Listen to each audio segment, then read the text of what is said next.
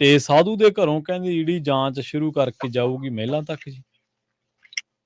ਪ੍ਰਵੀਨ ਜੀ, ਸਾਧੂ ਸਿੰਘ ਧਰਮਸੋਤ ਤੇ ਗਿਲਜੀਆਂ ਹੋਰਾਂ ਦੇ ਘਰੇ ਕੱਲ ਰੇਡ ਪਈ ਆ ਤੇ ਉਹਨਾਂ ਦੇ ਨਾਲ ਦੇ ਸਾਥੀਆਂ ਦੇ ਵੀ ਨੇੜਲਿਆਂ 14 ਦੇ ਕਰੀਬ ਟਿਕਾਣੇ ਨੇ ਜਿਨ੍ਹਾਂ ਤੇ ਰੇਡ ਪਈ ਆ। ਅਸਲ 'ਚ ਕੈਪਟਨ ਅਮਰਿੰਦਰ ਸਿੰਘ ਦੀ ਸਰਕਾਰ ਦੇ ਵਿੱਚ ਸਾਧੂ ਸਿੰਘ ਧਰਮਸੋਤ ਹੋਰੀ ਜੰਗਲਾਤ ਮੰਤਰੀ ਰਹੇ ਨੇ ਤੇ ਚਰਨਜੀਤ ਚੰਨੀ ਦੀ ਸਰਕਾਰ ਦੇ ਵਿੱਚ ਸੰਗਤ ਸਿੰਘ ਗਿਲਜੀਆਂ ਹੋਰੀ ਜੰਗਲਾਤ ਮੰਤਰੀ ਰਹੇ ਨੇ ਤੇ ਇਹ ਦੋਵਾਂ ਦੇ ਮਾਮਲੇ 'ਚ ਵਿਜੀਲੈਂਸ ਨੇ ਜਾਂਚ ਵਿੱਢੀ ਸੀ ਜਦੋਂ ਮਾਨ ਸਰਕਾਰ ਆਉਂਦੀ ਆ ਤੇ ਉਸ ਮਾਮਲੇ ਦੇ ਵਿੱਚ ਖੁਦ ਮਤਲਬ ਕਿ ਅੰਦਰ ਵੀ ਜਾਇਆ ਏ।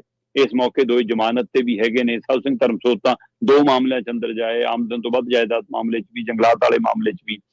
ਸੋ ਇੱਕ ਵਾਰ ਤਾਂ ਉਹ 99 ਦਿਨ ਦੀ ਜੇਲ੍ਹ ਵੀ ਕੱਟਿਆ ਏ। ਤੇ ਇਹ ਸਾਰੇ ਵਰਤਾਰੇ ਦੇ ਵਿੱਚ ਅਹਿਮ ਪਹਿਲੂ ਸੀਗਾ ਕਿ ਜੀ ਖੜੇ ਦਰਖਤ ਵੱਢਣ ਦੇ ਪੈਸੇ, ਇਹਨਾਂ ਕਾਗਜ਼ਾਂ 'ਚ ਦਰਖਤ ਲੱਗੇ ਕਾਗਜ਼ਾਂ 'ਚ ਵੱਢ ਹੋ ਗਏ ਉਹਦੇ ਪੈਸੇ, 500 ਰੁਪਏ ਪ੍ਰਤੀ ਬੂਟਾ, ਇਹਨਾਂ ਇਹੋ ਜਿਹਾ ਬੜਾ ਕੁਛ ਉਜਾਗਰ ਹੋਇਆ। ਫਿਰ ਅਹਿਮ ਮੁੱਦਾ ਬਣਿਆ ਕਿ ਆਮਦਨ ਤੋਂ ਵੱਧ ਜਾਇਦਾਦ ਦੇ ਮਾਮਲੇ 'ਚ ਜਿਹੜੇ ਤੱਥ ਵਿਜੀਲੈਂਸ ਨੇ ਸਾਹਮਣੇ ਲਿਆ ਕੇ ਕੱਢੇ ਕਿ 8 ਕਰੋੜ ਰੁਪਈਆ ਸਾਲ ਦਾ ਖਰਚ ਦਿੰਦੇ ਆ ਜੀ, ਆਮਦਨ ਤੋਂ 2 ਕਰੋੜ ਰੁਪਈਆ ਹੀ ਆ 6 ਕਰੋੜ ਤੋਂ ਵੱਧ ਵਾਲਾ ਕਪੜਾ ਕਿੱਥੋਂ ਹੋ ਰਿਹਾ ਜੀ, ਕਿੱਥੋਂ ਆ ਰਿਹਾ ਪੈਸਾ ਇਹ? ਕਾਗਜ਼ਾਂ 'ਚ ਤੁਹਾਡੀ ਦਸਤਾਵੇਜ਼ੀ ਆਮਦਨ 2 ਕਰੋੜ ਦੇ ਕਰੀਬ ਆ ਤੇ ਖਰਚਾ ਤੁਹਾਡਾ ਸਾਲ ਦਾ 8 ਕਰੋੜ ਦੇ ਕਰੀਬ ਆ। ਇੰਨਾ ਪਾੜਾ ਕਿਵੇਂ ਹੋ ਸਕਦਾ? ਸੋ ਇਹ 6 ਕਰੋੜ ਕਿੱਥੋਂ ਆਇਆ? ਉਹ 6 ਕਰੋੜ 39 ਲੱਖ ਰੁਪਈਏ ਦਾ ਜ਼ਿਆਦਾ ਖਰਚਾ ਵੀ ਧਰਮਸੋਤ ਦੇ ਲਈ ਮੁਸੀਬਤ ਬਣਿਆ ਤੇ ਉਹ ਫਿਰ ਇਸ ਮਾਮਲੇ 'ਚ ਘਿਰੇ। ਹੁਣ ਇਸ ਮਾਮਲੇ ਦੀ ਜਾਂਚ ਪੜਤਾਲ, ਚਾਹੇ ਉਹ ਗਿਲਜੀਆਂ ਵਾਲੇ ਮਾਮਲੇ 'ਚ ਹੋਵੇ, ਚਾਹੇ ਉਹ ਸਾਧੂ ਸਿੰਘ ਧਰਮਸੋਤ ਵਾਲੇ ਮਾਮਲੇ 'ਚ ਹੋਵੇ, ਚਾਹੇ ਇਹਨਾਂ ਦੇ ਹੋਰ ਨੇੜਲੇ ਜਿਹੜੇ ਠੇਕੇਦਾਰ ਨੇ ਉਹ ਵੀ, ਇੱਥੋਂ ਤੱਕ ਕਿ ਉਸ ਸਮੇਂ ਦੇ ਅਧਿਕਾਰੀ ਵੀ ਰਡਾਰ ਤੇ ਆ ਗਏ ਜੰਗਲਾਤ ਦੇ, ਉਹ ਵੀ। ਕੱਲ 14 ਟਿਕਾਣਿਆਂ ਤੇ ਛਾਪੇਮਾਰੀ ਹੋਈ ਆ। ਸਵੇਰੇ ਸਾਜਰੇ 6 ਤੋਂ 7 ਵਜੇ ਦੇ ਕਰੀਬ ਹੀ ਟੀਮਾਂ ਪਹੁੰਚ ਗਈਆਂ ਸੀ। ਵੈਸੇ ਵੀ ਸਾਧੂ ਸਿੰਘ ਦੇ ਧਰਮ ਦੇ ਸਾਧੂ ਸਿੰਘ ਉਹਨਾਂ ਦੇ ਘਰੇ ਤਾਂ ਜਦੋਂ ਵੀ ਛਾਪਾ ਪਿਆ ਸਵੇਰੇ ਸਾਜਰੇ ਹੀ ਪਿਆ।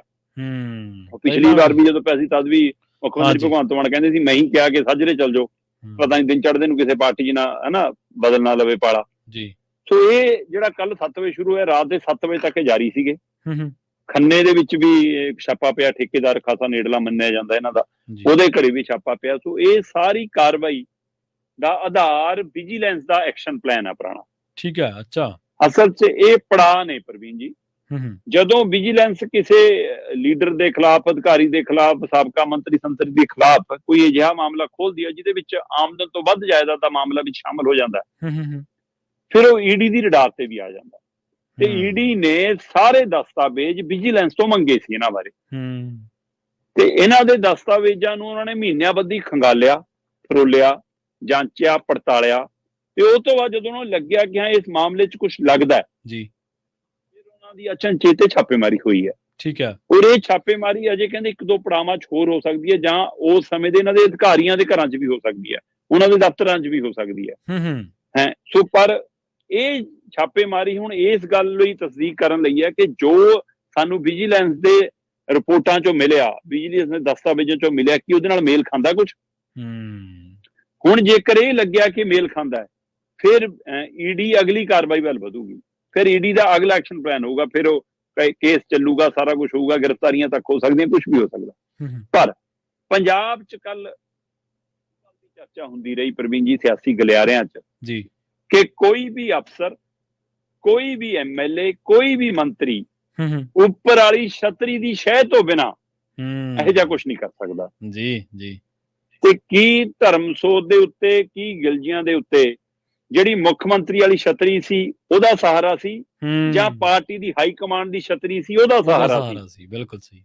ਜਾਂ ਆਪ ਇਹਨਾਂ ਦਮ ਚੱਲਦੇ ਆ, ਇਹਨਾਂ ਦੀਆਂ ਲੱਤਾਂ ਇਹਨਾਂ ਦਮ ਚੱਲਦੀਆਂ ਕਿ ਆਪ ਹੀ ਕਰਕੇ ਇੰਨਾ ਕੁਝ, ਇਹ ਵੀ ਇੱਕ ਪਹਿਲੂ ਹੈ। ਸੋ ਸਾਧੂ ਸਿੰਘ ਧਰਮਸੋਤ ਹੋਰਾਂ ਬਾਰੇ ਇੱਕ ਆਮ ਰਾਏ ਰਹੀ ਹੈ ਕਿ ਕੈਪਟਨ ਅਮਰਿੰਦਰ ਦੇ, ਮਹਾਰਾਜਾ ਪਰਿਵਾਰ ਦੇ ਖਾਸ ਰਹੇ ਨੇ। ਜੀ।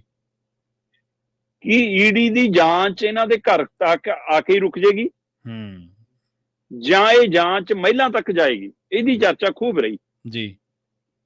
ਪਰ ਦੂਸਰੇ ਪਾਸੇ ਇਸ ਦਾ ਇਹ ਪਹਿਲੂ ਵੀ ਵਿਚਾਰਿਆ ਜਾਂਦਾ ਰਿਹਾ ਕਿ ਈਡੀ ਜਿਨ੍ਹਾਂ ਨੂੰ ਪੁੱਛ ਕੇ ਆਉਂਦੀ ਆ ਉਹਨਾਂ ਦੇ ਘਰ 'ਚ ਤਾਂ ਕੈਪਟਨ ਰਹਿੰਦੇ ਨੇ। ਅੱਛਾ, ਫਿਰ ਉੱਥੇ ਤੱਕ ਕਿਵੇਂ ਜਾਊਗੀ? ਕਿ ਅੱਜ ਕੱਲ ਈਡੀ ਭਾਜਪਾ ਦੀ ਮਤਲਬ ਕਠਪੁਤਲੀ ਆ ਤੇ ਕੇਂਦਰ ਦੇ ਇਸ਼ਾਰੇ ਤੇ ਚੱਲਦੀ ਆ, ਤੇ ਅਮਰਿੰਦਰ ਸਿੰਘ ਤਾਂ ਖੁਦ ਭਾਜਪਾ ਦੇ ਨੇ, ਕੀ ਉਹਨਾਂ ਤੋਂ ਪੁੱਛਗਿੱਛ ਕਰਨਗੇ? ਕਿਉਂਕਿ ਅਮਰਿੰਦਰ ਸਿੰਘ ਨੇ ਕਿਸੇ ਸਮੇਂ ਆਪ ਦਮ ਭਰਿਆ ਸੀ ਕਿ ਆ ਮੇਰੇ ਕੋਲ ਸਾਰਿਆਂ ਦੀਆਂ ਫਾਈਲਾਂ ਪਈਆਂ, ਜੀ ਜੀ ਮੈਨੂੰ ਸਾਰਿਆਂ ਦਾ ਪਤਾ ਇਹਨਾਂ ਨੇ ਕੀ ਕੀ ਕੀਤਾ। ਸੋ ਹਾਂਜੀ ਮੁਖੀ ਹੋਣ ਦੇ ਨਾਤੇ ਜੇਕਰ ਤੁਹਾਨੂੰ ਪਤਾ ਸੀ ਤੁਸੀਂ ਤਾਂ ਵੀ ਕੋਈ ਐਕਸ਼ਨ ਨਹੀਂ ਲਿਆ, ਤੁਸੀਂ ਤਾਂ ਵੀ ਗੁਨਾਹਗਾਰ ਹੋ। ਗੁਨਾਹਗਾਰ ਬਿਲਕੁਲ।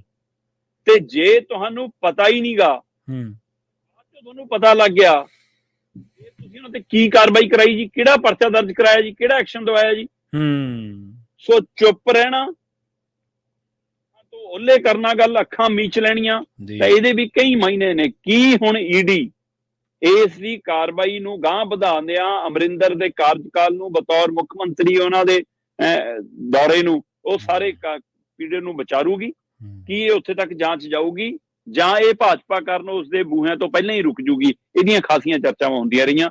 ਪਰ ਕਹਿੰਦੇ ਜੀ ਧਰਮਸੋਤ ਤੇ ਗਿਲਜੀਆਂ ਤੋਂ ਬਾਅਦ ਜੀ ਪੰਜਾਬ ਦੇ ਉਹਨਾਂ ਲੀਡਰਾਂ ਨੂੰ ਜ਼ਿਆਦਾ ਫਿਕਰ ਵੱਧ ਗਿਆ ਜਿਨ੍ਹਾਂ ਦੀ ਵਿਜੀਲੈਂਸ ਜਾਂਚ ਕਰ ਰਹੀ ਹੈ। ਠੀਕ ਹੈ। ਉਹ ਕਹਿੰਦੇ ਜੀ ਵਿਜੀਲੈਂਸ ਤੋਂ ਬਾਅਦ ਈਡੀ ਨੇ ਆਉਣਾ, ਫਿਰ ਤਾਂ ਸਾਡੇ ਵੀ ਨਾ ਆ ਜਾਵੇ ਕਿਤੇ। ਹੂੰ ਸੋ ਇਹ ਇਸ ਲਈ ਹੋਰ ਕਈ ਲੀਡਰਾਂ ਨੂੰ ਵੀ ਇਸ ਗੱਲ ਦਾ ਕੱਲ ਦਾ ਫਿਕਰ ਪਿਆ ਹੋਇਆ ਕਿ ਕਿਤੇ ਕੱਲ ਨੂੰ ਸਾਡੀ ਵੀ ਵਾਰੀ ਨਾ ਆ ਜਾਵੇ। ਬੇਸ਼ੱਕ ਕੱਲ ਮੌਸਮ ਸੁਹਾਣਾ ਸੀ, ਪੰਜਾਬ 'ਚ ਲਗਭਗ ਮੀਂਹ ਵਰਿਆ, ਮੌਸਮ ਠੰਡਾ ਹੋ ਗਿਆ, ਪਰ ਕਹਿੰਦੇ ਲੀਡਰਾਂ ਨੂੰ ਤਾਂ ਵੀ ਗਰਮੀ ਦਾ ਅਹਿਸਾਸ ਹੁੰਦਾ ਰਿਹਾ, ਤਰੇਲੀਆਂ ਆਉਂਦੀਆਂ ਰਹੀਆਂ ਕਿ ਕਿਤੇ ਸਾਡੀ ਵੀ ਸਵੇਰੇ 6 ਵਜੇ ਜਿਹੜੀ ਗੱਡੀ ਲੰਘਦੀ ਉਹ ਈਡੀ ਦੀ ਤਾਂ ਨਹੀਂ ਆ ਰਹੀ। ਸੋ ਇਹ ਫਿਕਰ ਪਿਆ ਹੋਇਆ ਜੀ। ਜੀ ਜੀ ਉਹ ਜਿਹੜਾ ਅਸਲ ਦੇ ਵਿੱਚ ਜਿਹੜਾ ਅੰਦਰਲਾ ਪਾਲਾ ਹੁੰਦਾ ਉਹ ਪਸੀਨੋ ਪਸੀਨੀ ਕਰੀ ਰੱਖਦਾ ਨਾ ਬੰਦੇ ਨੂੰ। ਬਿਲਕੁਲ ਜੀ